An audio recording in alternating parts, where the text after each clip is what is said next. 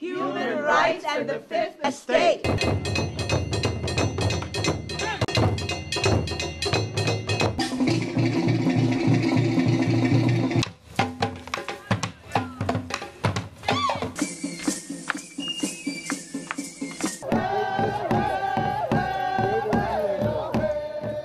Comunidad. Daraja. Smile.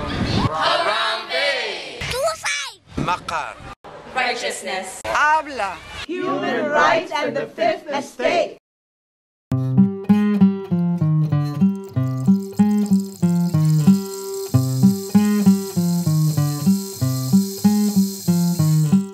My name is Nicolas Chango Chango. I am from South America, Ecuador. My people originally came from Lake Titicaca, which is now located between Peru and Bolivia. That's like more than 1,000 years ago.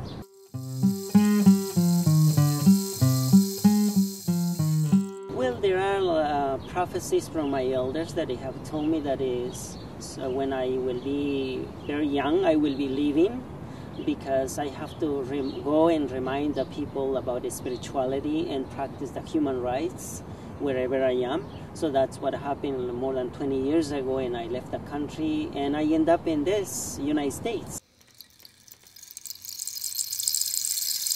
My original beliefs is that as goes back as the more than 1,000 years, is that our elders came to the northern part, which is now Ecuador, with 7 mandates. I will just name it a couple of them. And the first one is we must keep and practice, we must keep it alive at all costs, the spirituality, and respect other people's nations' beliefs, because they are equal to us in this beautiful Mother Earth. And the second one was that our elders arrived to where they are right now as they were the doorkeepers to the entrance to the Amazon. Already at that time, my people know that they are going to be coming international corporations and going to the jungle and destroy it. So we must be doorkeepers there. And the third one is to practice and to share, to remind the people about the human and non-human rights. Year 2000, in the month of August, when I was in the state of Wisconsin, I was as a student of the University of Wisconsin, but at the same time, I was, in order to pay my studies, I was washing dishes. And then one day I look at it in the mirror, where the sink is, and I decided that, I saw myself and I said, what I'm doing here? This is a very good. I am making money and I have to pay my studies, but it's something missing. And that was the spirituality, and that was also, I shouldn't say it was missing, it was just I lacked in a box, and I said, right now I need to do this thing. Somehow, it's like coming from the skies, the invitation from the United Nations. It was an invitation letter which says, Mr. Chango, we would like to invite you to come and participate at the United Nations at the International Day of Indigenous People. So I got a piece of paper and I started thinking, this is my chance. This is the time that I was waiting. And before that I only read in the piece of paper and I ask questions. But it was, for me, it was like going to somewhere like to the paradise. And I was thinking, I'm going to do as best I can. And then I put together my thoughts and my dreams. And I came with a big, heavy, bulky thing, when I arrived to the UN, I see that it was not such a big deal, the building, one. Two, people were so snobbish. People were so incredibly there was a big gap between the real people and them. But then I decided to think, but they are also human beings. And they don't have I saw that they don't have a spirituality. It was missing. And we got to that day, I remember August 9th, 2000, and we got to the meeting, and all of us came with all dressed up with our own, regalia, and happy and smiling. But when we got inside, And I was thinking, well, I was invited, so now is my time to participate. But that was the time when we got a negative part, the imposition, the people who like the white supremacy, always manipulating, always telling us what to do and what not to do, and who should be. So, and then when I wanted to speak and suggest, they said, no, you cannot speak. Then I realized that I came from far away, and they cannot kill my dreams. I have to do it. And then I stand up and I said, this is our day. This is our issues. So please, could you just step down and give us a space? And they got mad and they said, no, you're going to be thrown out from the UN. That was the first day. I decided to say, this is the time we have to undust. You know, I started saying, this is our Indigenous Peoples' Day, but we must start undusting and reminding the people that there is human rights. And then I decided also to say, there's not only human rights, there is also non-human rights for the other creatures like plants and rocks and rain, water, etc.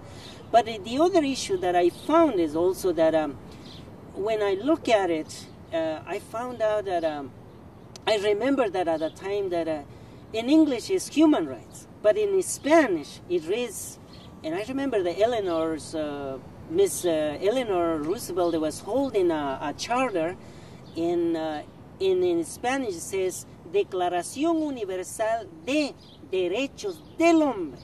So it's only referring to men and not to women.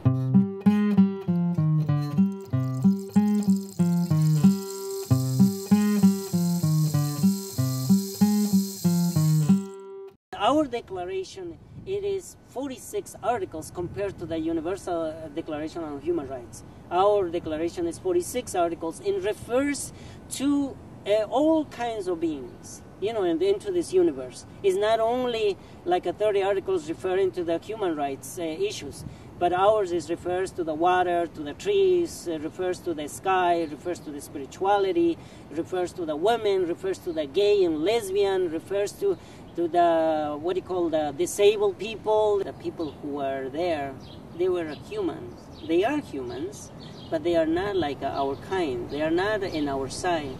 They're the majority of them are in the corporation side, like the big elitist people. So when I was there, I tried to really ask them to include the spirituality there, but they don't want it. For example, at the Human Rights Charter, in English, there is one word in the article first. It says spirit, and that's it. Our elders, when it came to the northern part, they came with several mandates, and one of them is to keep alive the language, the culture, the cultural symbols, such as the wipala that I have in my back, and that one signifies is a spiritual power, and represents the human and non-human rights. My elders will say, you must make it to shine and be radiant, you know, like the sun, because even including with your smile.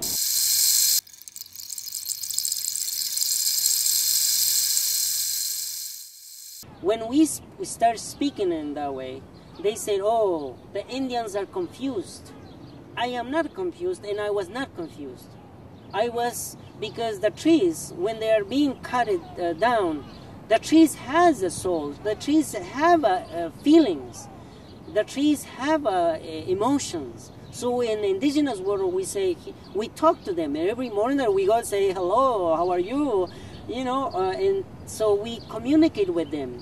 But here in this society, it was not. So when I came, besides that, asking to include these issues, I also asked them that as indigenous people, we are different. We are equal, but different. You know, we are when we were there. But they say, no, you are not equal. Human rights is for all humans. And it was not the way. It's just only empty words that they speak. They spend so much money. Human rights, it's a business. It's not an issue of spirituality or doing for somebody.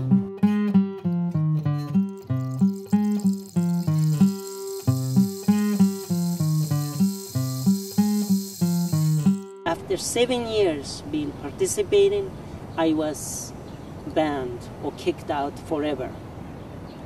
But that also is what happened. I mean, that happened because my elders also mentioned in the prophecy that already on May 18, I will be expelled from the bigger place. So that's the UN. And that day is also the day that the last Inca who rebelled against the Spaniards. And 1781, May 18, when he was decapitated. So that day happened and I was expelled. So until now, from May 18, 2009, I am not able to go in. Nobody wants to explain me why or what are the reasons.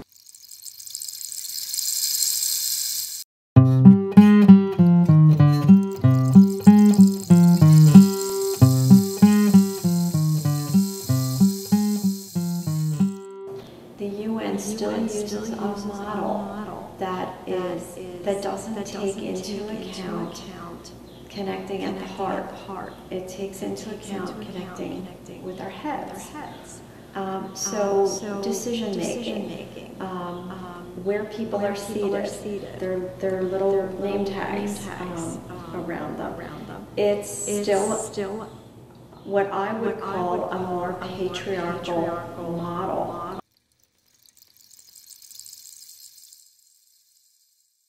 The indigenous people carry prophecy with them, and I think it's a difficult idea for for a patriarchal society to wrap their head around. I want to say a couple things about that. One is that as human beings, our intuition is not nurtured.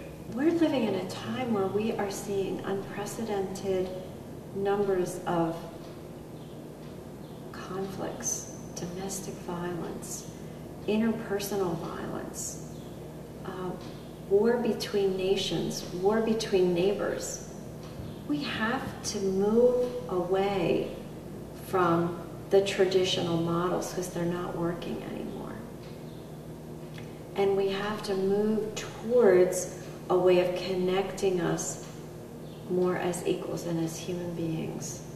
We have to let go of our egos. We have to let go of our stories that we've been so attached to in order to hear what other people have to say, in order to be able to get to resolution.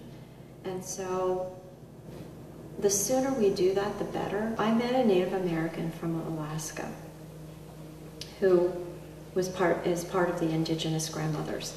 And her prophecy, when she went to share with me her prophecy, she looked around the room, she asked her other elders, is it okay if I share this prophecy with her?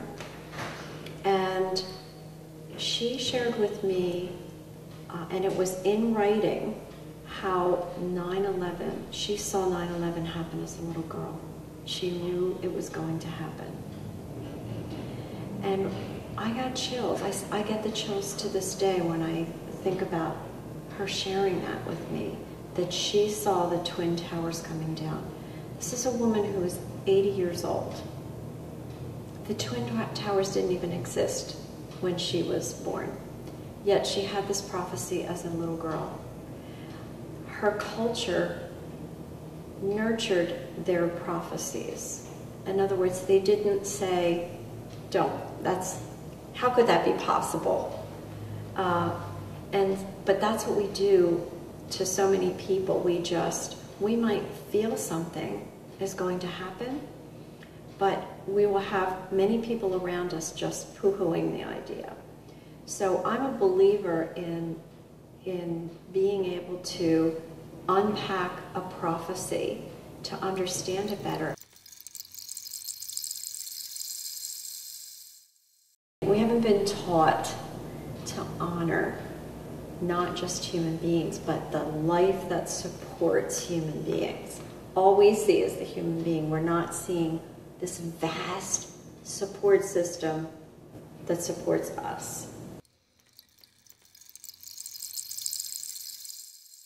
Every state has a UNA, United Nations Association. And these are real people that want to be connected to the UN, that want to be promoting the work of the UN. And I think that would be a place to start, to have conversations with these United Nations associations to say, who's not at the table at the UN? Who else do we need to be listening to? How do we create a more level playing field for everybody? Because we have not created a more level playing field for everybody. I think these are the bigger questions. I've often gone to speakers that come to the United Nations Association, and they usually stand at a podium with a microphone. They're speaking to an audience, and then there's a Q&A afterwards. That would have to change. And I think UNAs are open to that. I think that these are your average people who are listeners, who do want change. And they, in turn, will influence the United Nations.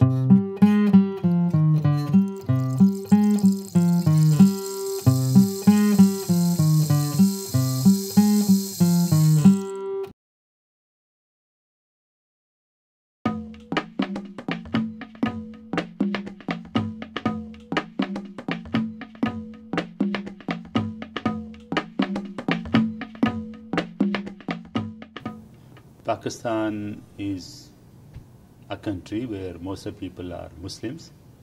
We have a population of 180 millions, and about 3 million are Christians. And Christianity goes back to the 1st century in Pakistan. And we feel very proud that St. Thomas the Apostle, he went into that territory, which is Pakistan today, in the year 40 AD. So it goes back that early, almost about 2,000 years. So we feel pride in that Pakistan is a land where the seed of Christianity was sowed in the 1st century.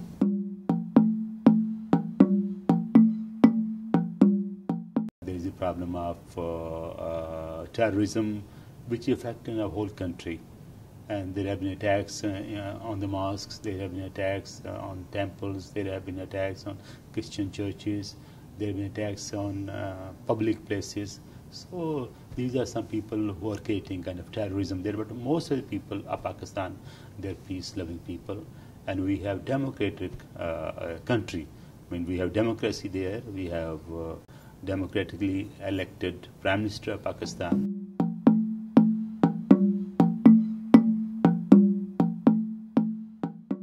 Problems for Christians, one is that we are a minority and we are a very, very small number. And also sometimes we feel that we are made target on the basis of our religion.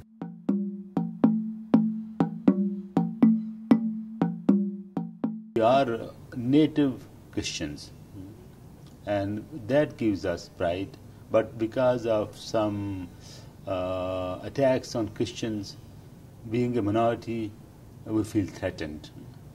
Like there was an attack on All Saints Church in Peshawar, in which 86 people were killed while they were coming out of the church on after Sunday prayer. These are people who are extremists, I would say, terrorists. Well, they attack whether there is a mosque, there is the attack on the mosque, if there is a bus going on, they will attack on the bus, if there is a train, they will attack on the train, but they want to kind of create problem for the country and for the government.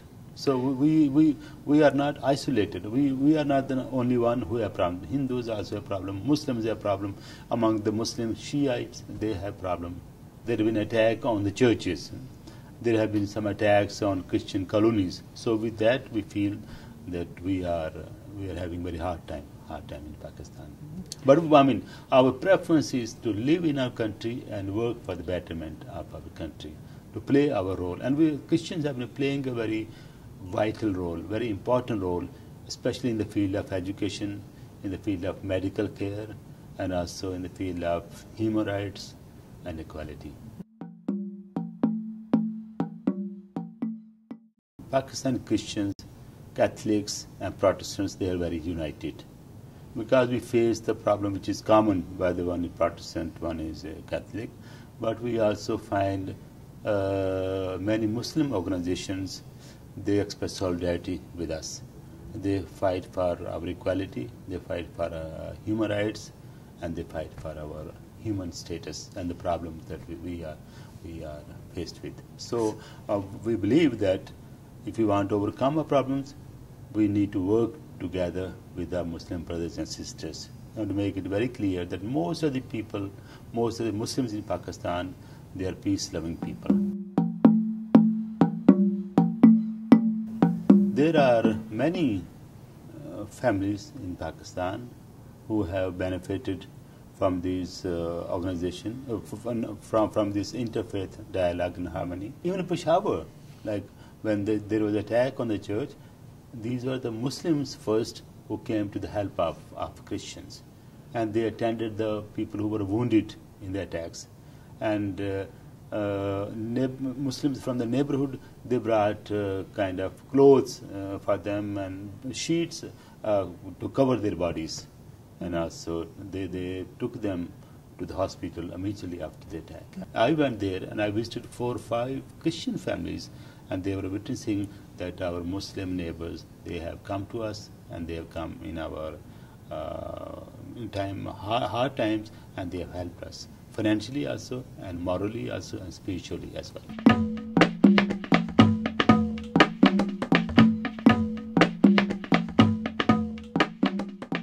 In Pakistan, it's against the law to criticize the Prophet Muhammad, or to desecrate a Quran, or to say anything negative about Islam. Right. The problem in Pakistan is that it is used against the Christian community, also against the Ahmadi community too, in order to, as a weapon, in terms of a property or a personal dispute. So they would then turn around and then falsely accuse the people of this. They would go down to the mosque, speak to the imam, lie to the imam about what they said, and then the imam would make a fiery speech at prayers on Friday, and then the whole mob would come down to their house, burn the house down, try to attack the family. The family usually runs away. In fact, not only that, the whole Christian community is usually attacked as well, when you have some mob violence and they burn down the houses in the Christian colonies. This happens on a regular basis. If you go to your media, not necessarily the American media, but you put in this type, you'll see dozens and dozens of these type of attacks over the last 10 or 15 years. There's also the second form of persecution is the kidnapping and abduction of girls and women, which is rampant. I think last year there was well over 1,000 cases where women, Christian and Hindu girls, were kidnapped, forced to convert to Islam. We've been involved in several of these cases, and thankfully every case that we were actually asked to get involved with, we were able to secure the release of the girl and get her back to her family. But then the third form of persecution, which is actually illegal in Pakistan but goes on, is the brick kilns, is the forced indenture of whole families. And what happens is the family, usually a Christian family, gets into trouble because they've got no health insurance, and the private hospitals are the only way that can actually get good care. So they have to borrow $500,000, $2,000 US dollars, the equivalent of, and the only way they can do that is to sell themselves into indenture, into these brick kilns. There's thousands of them all over Pakistan. And they never get out of indenture because the money they get covers their food and the interest on the loan, so they're always kept in this sort of semi-slavery. And there's only enough money to pay for food for them. And the whole family is working in these kilns, making these bricks.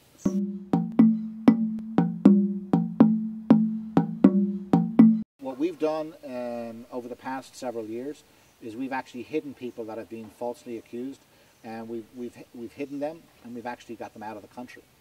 We've smuggled them out of the country. I can't tell you how we do that for security purposes, right? But we have smuggled them out of the country, and we've done this with at least half a dozen cases over the last 2 years. And we've brought them to Sri Lanka and to Thailand. We registered them with the United Nations, right? And all these are all documented actually on our website, on rescuechristians.org. Our website documents all the cases that we help with. So I would say at the moment there's probably about a dozen people, a dozen cases that are, but then you get each year you get 5 or 6 new cases every year, right? And over the last 10, 15 years, about 300 cases, right, of blasphemy. But The blasphemy is a small part of the persecution, because you've got the kidnappings, right? And that's well over 1,000 cases a year in Pakistan alone.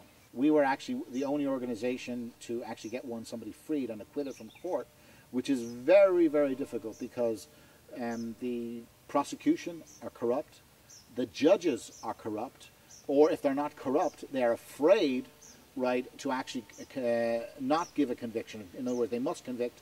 Even if the evidence is overwhelming against conviction, they will still convict, because if they don't, they're afraid of being shot by the extremists. What we're seeing is the history repeating itself, is the world ignoring the problem for the most part. I mean, you hear the odd news story here and the odd news story there, but the politicians, our leaders, this problem needs to be tackled in terms of getting to the real tackling by the President and his administration and the State Department, right, and even the Department of Defense. In the United States, we are the actually only organization that's involved in actually rescue work. And it's sad, because we've tried to reach out to the churches, the institutions, even the Jewish institutions, and no interest. And all our support comes from individual people through the internet, or people who know about our work. It's already starting to happen, but people need to get in touch with their local representatives.